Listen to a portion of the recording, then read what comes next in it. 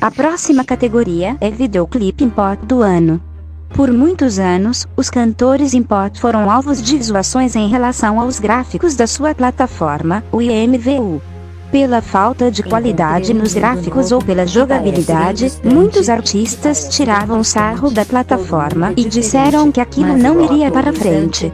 Mas, os 5 indicados desta categoria estão aqui para mostrar que existem, sim, qualidades no IMVU, basta saber usá-las.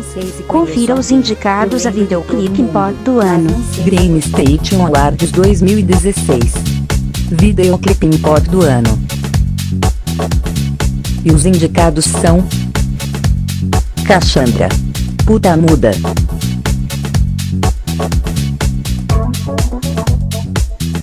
Gozami, MMORPG, Kimi, Snob, Lexi Stone, Cicatrizes, Swaggerl, Imunda.